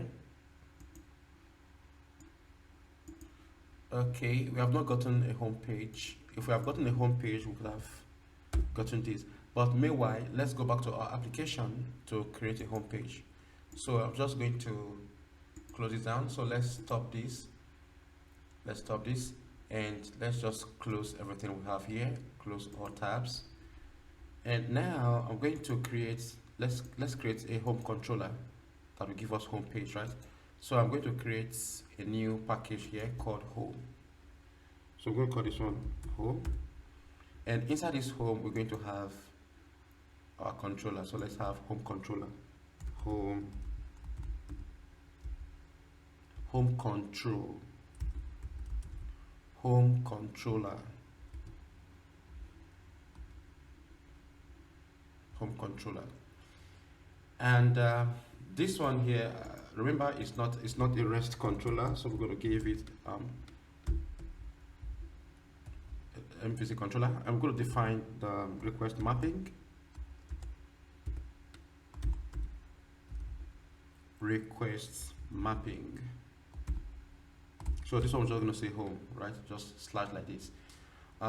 So in here we're going to create a public a method that will actually display the home page, right? So let's say string home page.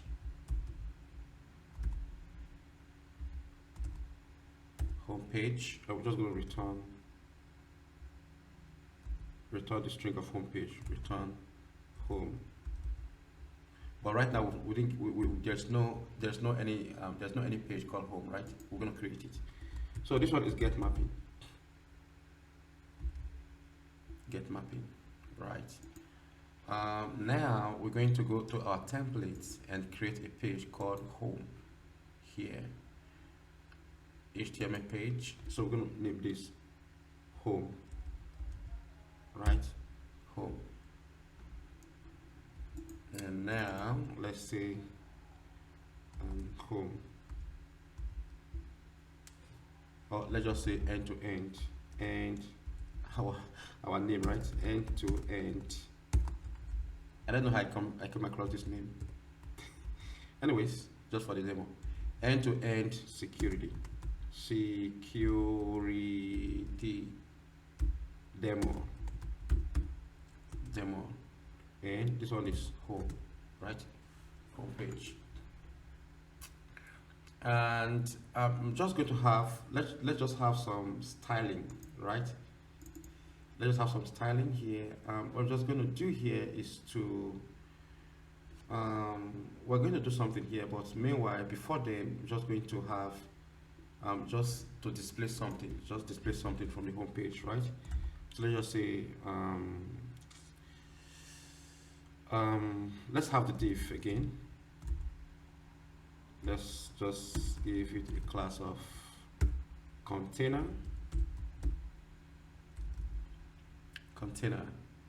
and let's just say inside this, let's have a header called welcome. Let's just write something here. Welcome to our end-to-end security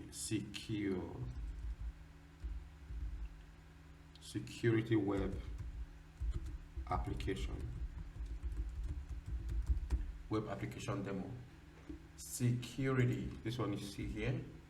Application is double P. Okay, so when the home page displays, this one is going to show, right? So let's run it again and see if we can get the home page. Let's go back to our controller again. Okay, so here, do we need anything here? Not for now. Okay, let's run our page again and see what happens. I mean, our application again and see what happens. Okay, our project has started again. So let's go back to the browser and see if we can view the home page. So here we go to localhost, and here we're going to, okay, cool. So you have welcome to our end-to-end security web application demo, right? So now we are able to see our home page, which means everything goes successfully. Now let me try to let's try to go to that slide registration, then registration form. This one is trying to get the home page, but we've not created our login page rather. So we've not created our login page. Oh, that was the mistake we made. Our task number 5 was not complete because the task was to create The task was to create the task number 5 was to create the login functionality back and front. We've created the back, but we've not created the front. Sorry guys, I'm sorry. So let's go and create the back side. So let's go back to our application, and so in here I'm just going to create another controller here. Let me just paste this. Let me just copy this one and paste it here. Sorry, here. So this one is going to be, we're going to call this one login, like this, like so. Login, like so. And this one is going to be login, and this one is going to return login. So now let me stop this engine. Let me stop the engine first. So now let's create a page. Let's create another page here called login. Here, login. Is that login? Okay, cool. It's login. So let's title it login.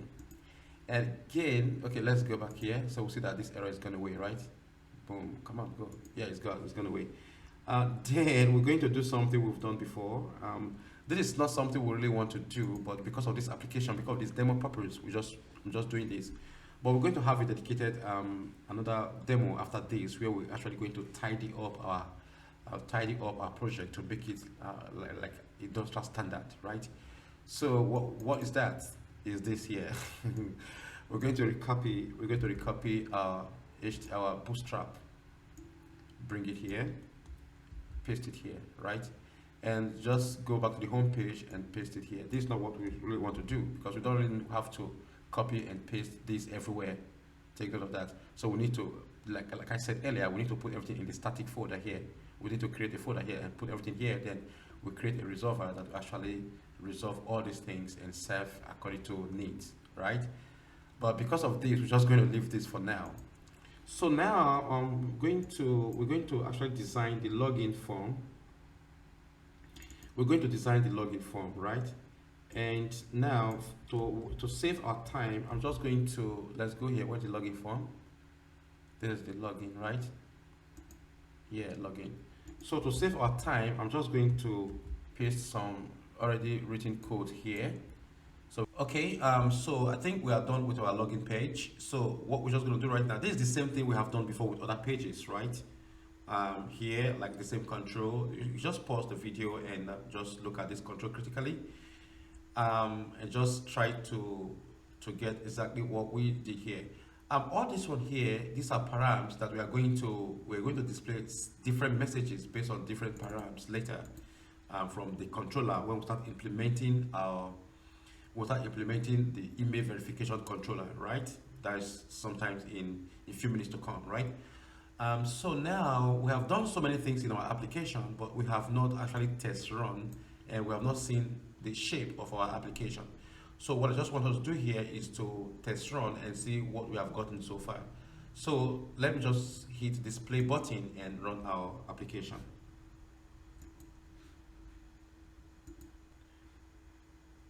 All right, so now we can see that our project has run successfully here.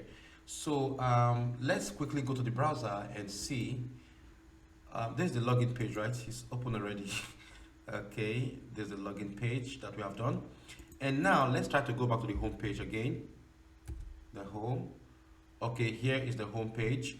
Now what we're just going to do here, let's try to go back to the login page here, and let's go to our registration page to see how it looks like. Here I think something is wrong with the URL. Let's quickly go back to our project and see if we have errors. Okay, there's an error here. There's an error with these templates. An error handling template, blah blah. What's expression first name? Okay. Okay, you cannot find this expression. There's something happened there. Okay. Let's go back to our registration form and see what actually is going on here. So where's our form? Okay, this is our form.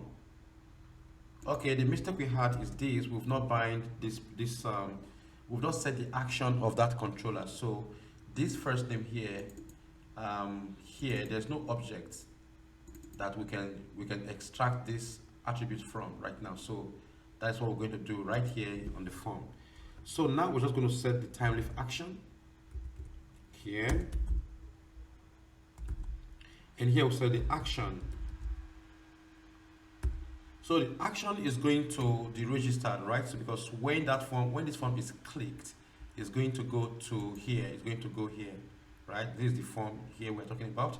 So when the button is clicked, so the action is going to take it here to actually execute the code that we have here, right? So now let's go back here and set the action to. So this one is just going to be registration, right? Registration / register. So this is the action. This is the endpoint we want to process when the button is clicked. Now let's set the method. This method is post. It's going to be post. And now let's set the actual object that we can extract those attributes from. So here we have the th object. The object here, object, and this object is the user. So this object is the user, right? And also here, let's have a class. Just exactly the same thing we did last time with the user, the user's page, right? So let's have this as 4 as well. Okay, so now this one here, this object is actually coming from this one here, the attribute model. This is the attribute, the model attribute that we set here is where this object is coming from, which is this one here. So now I think we're good to go. So I'm just going to run this project again and see if we're going to have the same error. Okay, this one is running again. It's running already, but let's run it again. Okay, so the application has started again. Let's go back to the browser and see if we can access. Let's refresh this and see if we can access the registration page now. Okay, so let's click here to see. The problem is still there. What is happening? Class path. So let me find out what is happening. Okay, guys, I think I have found the problem. What actually happened is that, so now let's click on this. So now we can see that our user form is displayed, right? What actually happened was that here, I made a mistake here. This is the registration form, right? So I made a mistake here. So this one here is supposed to be asterisk, but I made a mistake by putting @ here. You know, it was copy and paste, so that one of the bad thing about copy and pasting, right? So I made a mistake by using @ instead of the asterisk, this one here. So that was what actually happened. So now let's run our project again and we'll see that everything is working fine. Okay, so the application has started. So let's go back to our browser. And here, let's refresh. And here we see that our form is actually showing. And let's go back to the login page. So here we are able to process back to the login page. And so now let's go back to the registration page. Now we are going to let's look what we have in our database. Now what is this is our table, user, row, and row and user, right? So now we still have everything like nothing inside right now. So we are going to test create a user. So let's go over to our browser and test a user creation process, if we can actually create a user. So the first user I'm going to create here is Nana Rita. So let's create a user called Nana Rita. So here we have Nana Rita and we have Simpson, right? Nana Rita Simpson, the last name, and we are going to have the email as just Nana Rita. Okay, let's say nana@gmail.com. And the password is going to be 123456, right? So let's register. I think it seems something's gone wrong here, or maybe. So let's see. There's no message, and there was no sign of registration here. I think something's gone wrong. Let's refresh. Okay, something's gone wrong. So let me pause the video and find out what is going wrong. Okay guys, I actually found what the problem is. The reason why we could not submit to database is because this one here, I omitted the slash, the forward slash, this registration here, because this one here, the action of this is actually going to the controller, the user controller here. And when that button is clicked, when the registration button is clicked, the action is actually coming here. It's coming to registration slash registered. But in here, I made a mistake here. I omitted the forward slash. That was the reason why we could not submit to the database. So now by just adding this slash here, it will fulfill it will omit or it will remove, get rid of the errors that we are having, right? You know, we have done so many things with this project. We have not searched, we've not checked to know where we are making mistakes, right? So now we've already, I think we have gotten all our mistakes fixed right now. So what I'm just going to do right now, I'm going to hit on the run button again, and we really have to test to create a user before we move to the task number 6. So now I'm just going to hit on the play button and we create a user, right? All right, so here we see that our project has started. So let's go back to our browser and actually create a new user. So I'm going to refresh this page, and let's go back to, you see that this one is still working, our login page. So let's go back to registration page, and so we're going to create a new user called Rita, right? So here we have, let's say Nana Rita here, and the last name here is going to be something here.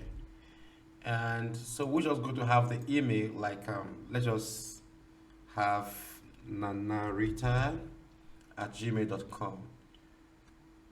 So have this, and let's have the password as 123456. So here, let's hit on this button to actually create the user.